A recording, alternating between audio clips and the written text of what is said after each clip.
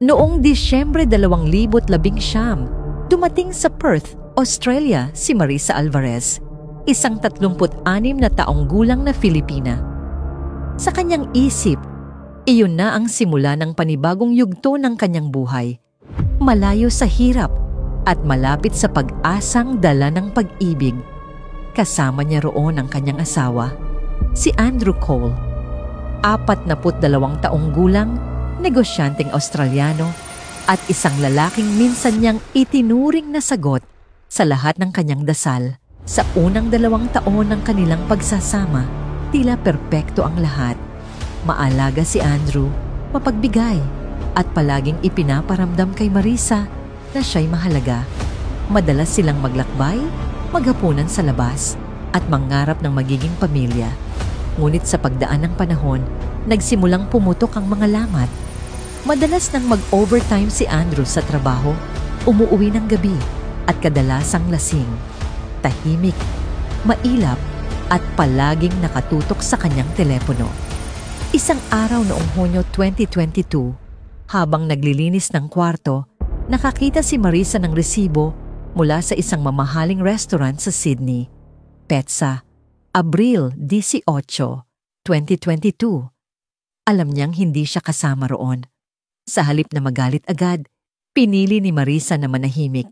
Sinimulan niyang obserbahan ang kilos ng asawa. Hanggang sa madiskubre niya ang mga lihim, mga mensaheng puno ng lambing, mga litrato, at mga email na nagmula sa isang babae. Ang babae ay nakilala bilang Sophie, isang 29 na taong gulang na real estate agent. Ngunit hindi doon nagtapos ang kanyang pagtuklas. May iba pang kababaihang kausap si Andrew. Sa mga gabing hindi makatulog, unti-unting nagbabago si Marisa. Mula sa isang tahimik na asawa, naging siya ang babaeng may layuning tumakas at maghiganti. Lihim siyang nag-ipon ng pera, nagtago ng mga dokumento at pinag-aralan ang bawat galaw ni Andrew. Alam niyang kailangang maingat. Sa bawat araw na lumilipas, pinaplano niya ang magiging wakas ng lahat. Hulyo 30, 2022, isang malamig na gabi sa Perth. Kakauwi lang ni Andrew mula sa isa na namang business trip. Pagod, lasing, at mahimbing na natulog sa kanilang kama. Sa kusina, dahan-dahang binuksan ni Marisa ang drawer. Kinuha niya ang maliit na patalim na matagal na niyang inihanda. Ang kanyang mga kamay ay nanginginig, ngunit ang sakit at galit sa puso niya ang nagbigay ng lakas para magpatuloy. Sa katahimikan ng gabi, tinapos ni Marisa ang mga tao ng panlilinlang. Kinabukasan, gimbal ang buong kapitbahayan. Natagpuan si Andrew sa kanilang silid, duguan at wala ng malay. Agad siyang dinala sa ospital at nailigtas, ngunit ang pinsala sa kanyang katawan ay malubha at hindi na kailanman maibabalik. Habang nagsasagawa ng investigasyon ang mga awtoridad, natuklasan nila ang mga bakas ng maingat na plano ni Marisa. Ang drawer na pinaglagyan ng patalim, ang nawawalang bag, at ang perang inipon sa mga nakaraang buwan. Ngunit si Marisa ay naglaho na parang usok. Walang CCTV, walang saksi, at walang bakas ng direksyong tinahak niya.